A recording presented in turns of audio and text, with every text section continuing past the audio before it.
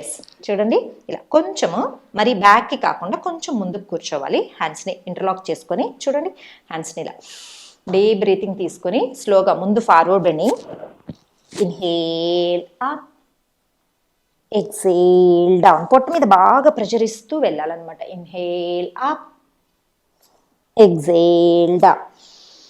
Inhale up, exhale down. ఇలా ఒక 10 times practice చేయండి. మీకు పాదం కింద ఆనట్లేదు అనుకోండి, బ్లాక్స్ కానీ చిన్న స్టూల్ కానీ పెట్టుకొని కూడా చేసుకోవచ్చు. కంఫర్టబుల్గా చేసుకోవాలి. తర్వాత చూడండి, కాళ్ళ మధ్యలో కొంచెం గ్యాప్ తీసుకొని డీప్ బ్రీతింగ్, స్లోగా ఫార్వర్డ్ వచ్చి right, inhale up, twist left. మనం ఎంత బాగా ట్విస్ట్ చేయగలిగితే అంత బాగా ప్రెషర్ వస్తుంది. డయాబెటిక్ ఉన్న వాళ్ళకి కూడా చాలా మంచిది. Right, left, right, left. ఇలా రైట్ లెఫ్ట్ ఒక 20 టైమ్స్ ప్రాక్టీస్ చేసి ట్విస్ట్ చేసి మినిమం 10 to 20 సెకండ్స్ ఒకటే సైడ్ అలా పోస్చర్ని హోల్డ్ చేసి ఉంచాలి. బ్రీతింగ్ అనేది నార్మల్గా ఉంచుకోవాలి. Deep breathing.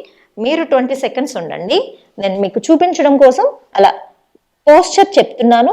సెకండ్స్ మాత్రం కంపల్సరీ మెయింటైన్ చేస్తేనే బాగుంటుంది. Deep breathing.